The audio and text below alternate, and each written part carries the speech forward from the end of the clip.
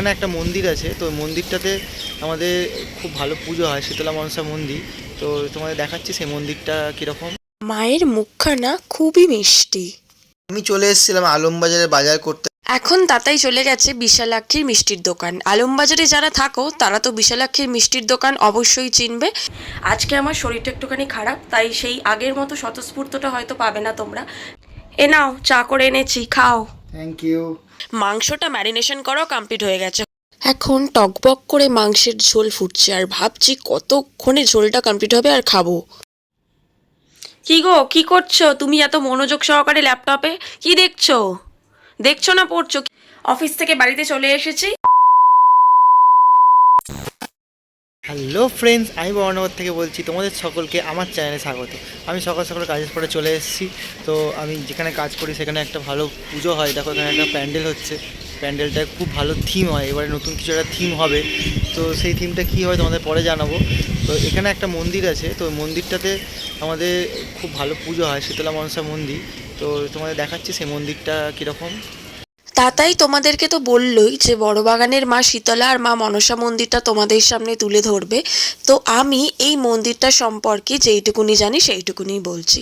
প্রতিদিনই এখানে মায়ের নিত্য পুজো হয়। দেখো মন্দিরটা কি সুন্দর পরিষ্কার করা, চারিদিক খুব সুন্দর করে সাজানো।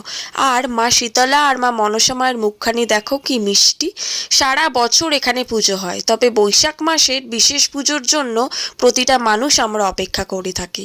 আর মন্দির লাগোয়া এই মহাদেবের মন্দিরটা দেখো, ছোট্টর ওপর কি সুন্দর দেখতে, যেন সত্যি মহাদেব বিরাজ করছে। আমি চলে এসেছিলাম আলমবাজারে বাজার করতে, কারণ একদম বাজার সেরকম ছিল না। আর তার মধ্যে আমি বাজার টাজার করে আমি কিনতে চলে এসেছিলাম ফল।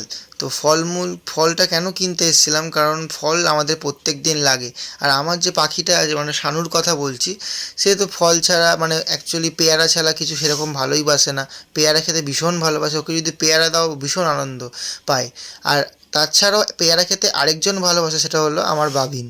সে তো একদম পেয়ারা পেলে ভীষণ খুশি, অন্য কিছু ফল আর লাগবে না। তো আমি পেয়ারা কিনে নিয়েছি এই দাদার কাছ থেকে। এখন তাতাই চলে গেছে বিশালাক্ষীর মিষ্টির দোকান। আলমবাজারে যারা থাকো তারা তো বিশালাক্ষীর মিষ্টির দোকান অবশ্যই চিনবে।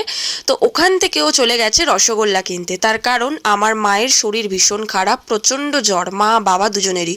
তাই আমি ওকে বলেছিলাম মিষ্টি আর খেজুর কিনে দিয়ে আসো মা আর বাবাকে। ও তাই মিষ্টিও কিনে নিয়েছে আর খেজুরের প্যাকেটও কিনে নিয়েছে। আর এই সময় রসগোল্লা গরম গরম আর খেজুর খেলে অনেক ক্যালোরি পাওয়া যায়, ডাক্তারই বলেছে এটা আমাকে, তাই আমি ওদেরকেও পাঠালাম কিনে। দেখো এখনও আমার বাড়িতে চলে গেছে আর আমার মায়ের হাতে মিষ্টি আর খেজুরও দিয়ে দিয়েছে। আজকে আমার শরীরটা একটুখানি খারাপ, তাই সেই আগের মতো স্বতঃস্ফূর্তটা হয়তো পাবে না তোমরা, কিন্তু আমি চেষ্টা করব আজকে সারাদিন যা যা হচ্ছে সেগুলো তোমাদের সাথে তুলে ধরার। আর অবশ্যই পুরো ব্লগটা তোমরা দেখতে থাকো। চলো তাহলে দিনটাকে শুরু করা যাক। এখন আমার বড়মশাইয়ের জন্য আমি এলাচ দিয়ে দুধের চা করে দিচ্ছি। এ নাও, চা করে এনেছি, খাও। Thank you. এই গরম গরম চা। তুমি তো বললে দুধ চা খাবে। অনেকদিন বাদে একটু ভালো লাগছিল দুধ চা খাই। আমরা লিকারই খাই সাধারণত। একটা আমি দুধ চা খাই না, কিন্তু একটু দুধ চা অনেকদিন পরে মনে হয় একটু দুধ চা খাই, কারণ বাইরে আমি কাজে বেরিয়েছিলাম, সেখানে আমি লিকার চা খেয়ে এলাচ দিয়ে করে দিয়েছি। আবার এলাচ দিয়ে করে, বাবা এমনিতেও শরীর খুব খারাপ, তারপরে আবার এলাচ দিয়ে চা, মানে বিরাট খাতির বাতি, তারপরেও খাতির শেষ হচ্ছে। কারণ তোমাকে এমনি করি আমি। বরমশাইকে মানে তাতাইকে চা দেওয়া হয়ে গেছে, এবার আমি চলে এসেছি ঘরের কাজকর্মের দিকে, কারণ আনাজ কাটতে হবে, তারপরে রান্না বসবে। এখন আমি আনাজ কাটতে বসে গেছি। আর লাল শাক আনা হয়েছিল বাজার থেকে, তাই লাল শাক কেটে নিচ্ছি, আলু টমেটো যা যা দরকার সেগুলো সব কেটে নিয়েছি। দেখো এখানে সমস্ত সবজি কেটে নিয়েছি, পেঁয়াজ আদা রসুন সব ছাড়িয়ে নিয়েছি। নিয়ে প্রত্যেকটা সবজি ভালো করে ধুয়ে চুবড়িতে রেখে দিয়েছি জল ঝরাতে। আর ফ্রিজ থেকে মাংসটাও বার করে রেখে দিয়েছি, কারণ একটু আগে ফ্রিজ থেকে বার না করলে ম্যারিনেশন করা যায় না, বরফ হয়ে থাকে। পর প্রেশার কুকারে চালটা ধুয়ে ভাতও বসিয়ে দিয়েছি, কারণ ভাতটা তাড়াতাড়ি করে নিতে হবে। মাংসটা ম্যারিনেশন করাও কমপ্লিট হয়ে গেছে, হলুদ গুঁড়ো নুন সর্ষের তেল দিয়ে ভালো করে মাংসটা ম্যারিনেশন করে নিয়েছি। এদিকে কিন্তু লাল শাক ভাজা কমপ্লিট। আর মাংসের ঝোলে ঠিক বড় বড় সাইজের একটু ধামসা আলু না হলে আমার ঠিক খাওয়াটা জমে না, আফটারঅল বাঙালি বলে কথা। তাই মাম লাল লাল করে বড় বড় আলুগুলোকে ভেজে নিয়েছে।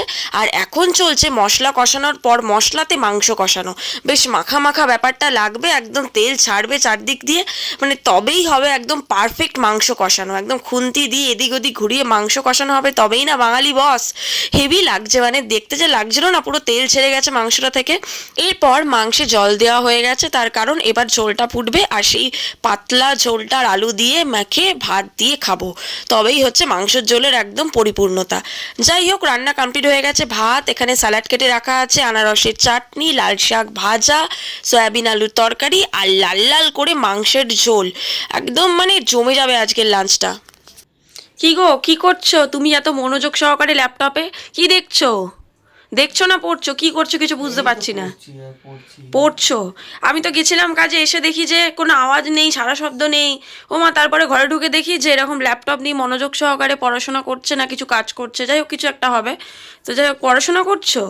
সামনে পরীক্ষা আছে তো আমার, আর অনেকদিন ধরে পরীক্ষাটা দেওয়া হচ্ছে। হ্যাঁ, পরীক্ষাটা অনেকদিন ধরেই পেছোচ্ছে। আর সামনে যেতে এই সপ্তাহে পরীক্ষাটা আছে, কারণ এই সপ্তাহে ডেটটা পেয়ে গেছি পরীক্ষার। তো না এই সপ্তাহে ক্লিয়ার করে দাও পরীক্ষাটা, আর ফেলে রেখো না, পুজো আসছে। প্রিপারেশনটা ঠিকঠাক করে না নিলে তো অ্যাকচুয়ালি পরীক্ষাটা ভালো হবে না। আর যে পরীক্ষাটা ক্র্যাক করতে গেলে প্রিপারেশন ঠিকঠাক করে নিতে এই কারণেই পরীক্ষাটা পিছোচ্ছিল। কনফিডেন্স পাচ্ছিলাম না এতদিন ধরে, অনেকদিন ধরেই পরীক্ষাটা পিছোচ্ছে, যে দেবো দেওয়া হচ্ছে না, কারণ কনফিডেন্সের অভাব হচ্ছে। তাই আমি ভাবলাম না, ঠিকঠাক করে এবার প্রিপারেশনটা নিয়ে পরীক্ষাটা দিয়ে দিতে হবে, আর কতদিন পিছাবো, তাই না? ঠিক আছে, পড়ে নাও পড়ে নাও পড়ে নাও ভালো করে, আর ডিস্টার্ব করবো না, আমি আবার চলে গেলাম কাজে। টাটা। অফিস থেকে বাড়িতে চলে এসেছি, তারপর ডিনারও কমপ্লিট হয়ে গেছে আমার আর আমার বরের দুজনেরই। তো আজকের মতো ভিডিওটা এতটাই থাকলেও, কালকে আবারও দেখা হবে নতুন একটা ভিডিওতে। ততক্ষণের জন্য টাটা, গুড নাইট, সবাই ভালো থাকবে, সুস্থ থাকবে, সাবধানে থাকবে।